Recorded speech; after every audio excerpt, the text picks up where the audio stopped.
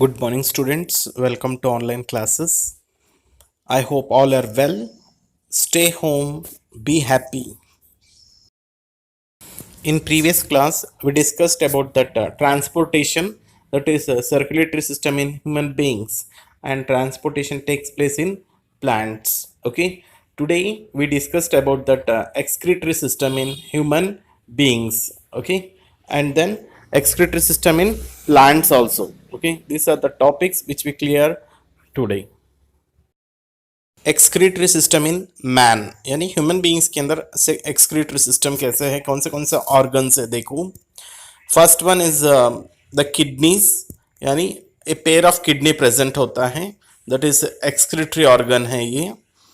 Second is the ureters, the ducts which drain out urine from the kidney. ये duct से जो urine को लेकर आता है किडनी से. ओके, यूरेटर्स ये भी वन पेयर होता है जो आपको डायग्राम में दिया है देखो. नेक्स्ट थर्ड है the urinary bladder. So the urinary bladder, the urinary reservoir, यानी the collect of the urine को कलेक्ट करता है जो यूरिनरी ब्लैडर, जो urine that is see in the diagram. Next fourth is the urethra, the channel to the exterior, यानी जो बाहर जो यूरिन पास आउट करने के लिए जो ऑर्गन है वो है द यूरेथ्रा, जो लास्ट पार्ट है एक्सक्रीटरी सिस्टम ह्यूमन का.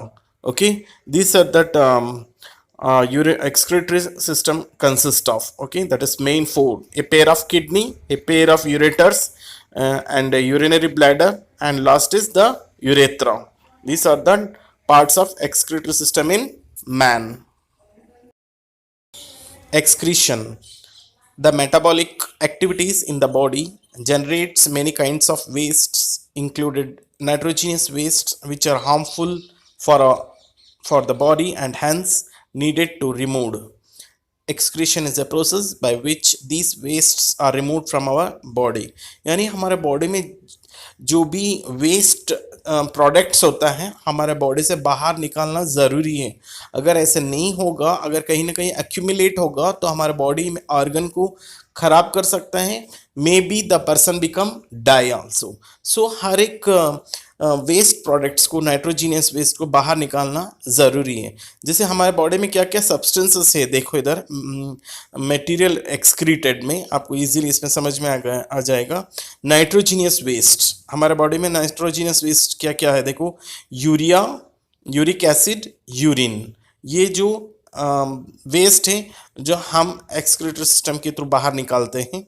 और excess of water, okay, excess of water, पानी बॉडी के अंदर वाटर एक्सेस हो जाता है तो यूरिन के थ्रू पास आउट कर देते हैं.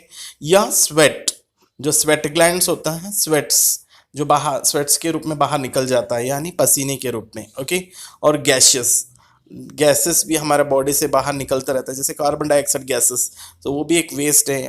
इस तरह से बहुत सारे गैसेस बाहर निकलते रहते हैं बॉडी के अंदर. Okay, this are that material which we excreted from our body.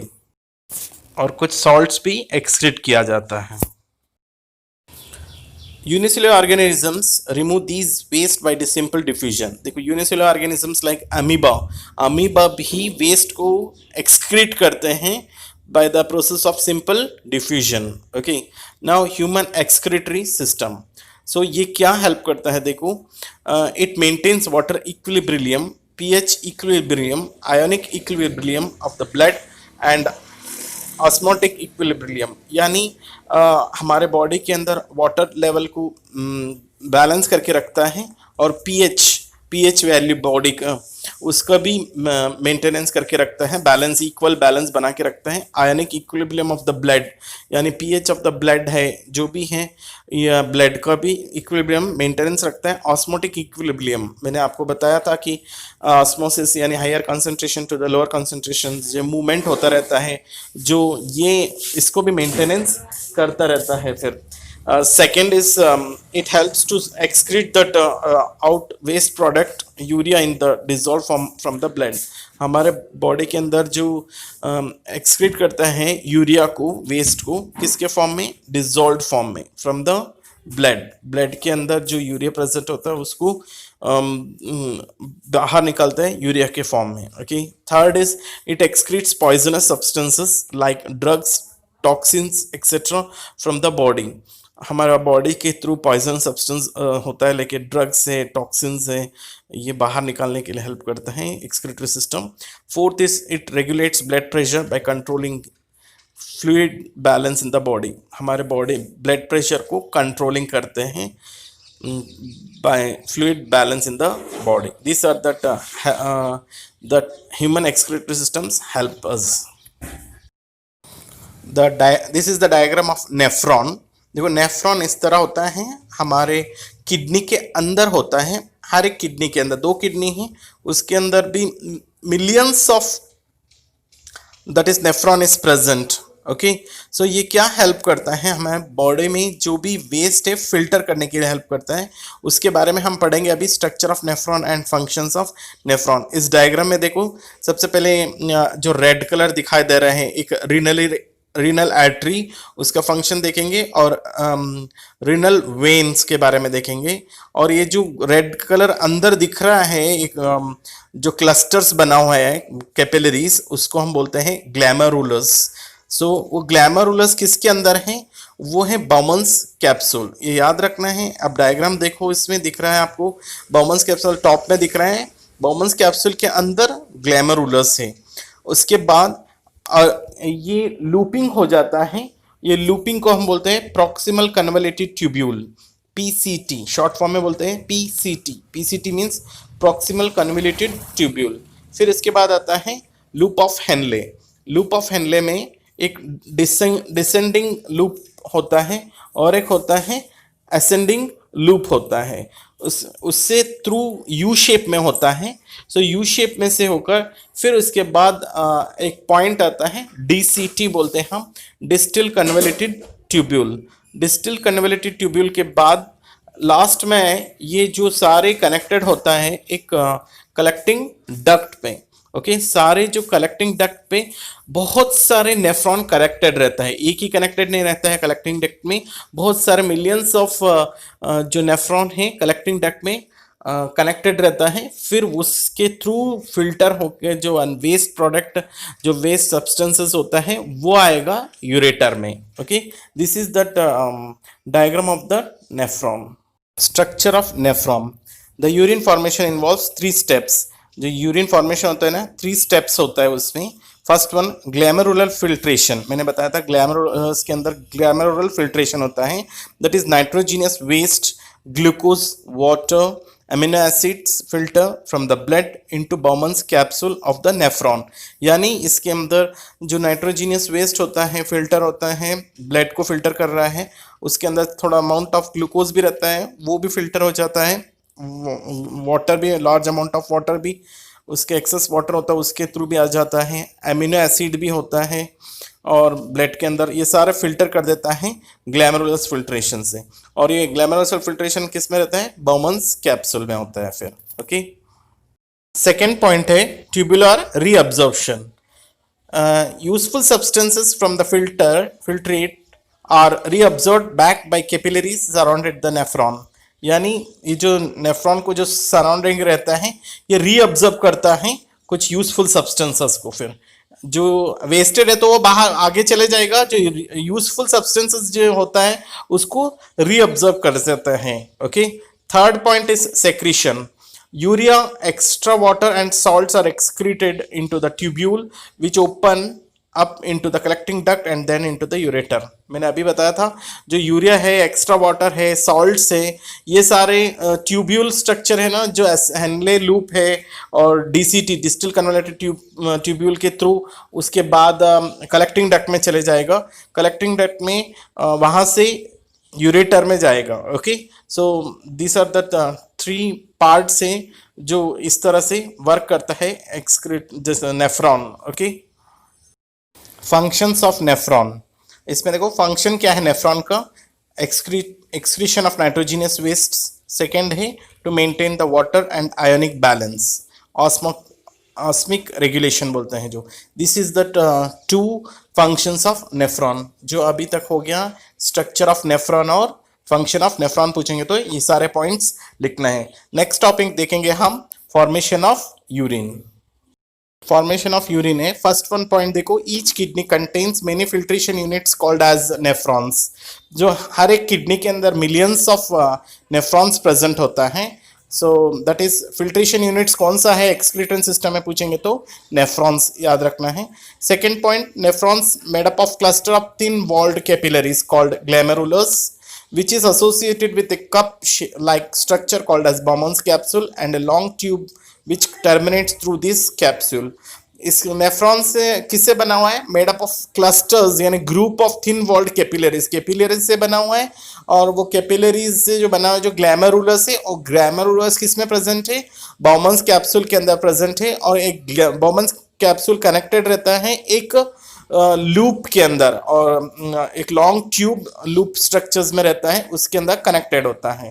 Third point देखना, the renal artery brings oxygenated blood to the kidneys along with the nitrogenous waste like urea and uric acid and many other substance. So renal artery है ना, तो वो क्या लेके आता है? Oxygenated blood लेके आता है किडनी की तरफ, और किडनी के अंदर जो वेस्ट से फिल्टर करता है। सो नाइट्रोजनस वेस्ट है जैसे urea, uric acid and many other substances. Next point है देखो, the blood gets filtered through the glomerulus and this filtrate enters the tubular part of nephron. देखो ब्लड है इस तरह से फिल्टर्ड हो जाता है ग्लैमेरुलस के अंदर, और फिल्ट्रेट हुआ जो एंट्री होता है कहाँ पर? ट्यूबुलर पार्ट ऑफ नेफ्रॉन के अंदर एंट्री हो जाता है। फिर as this filtrate moves down the tubular part, glucose, amino acids, salts and excess of water get selectively reabsorbed by the blood vessels surrounding these tubules.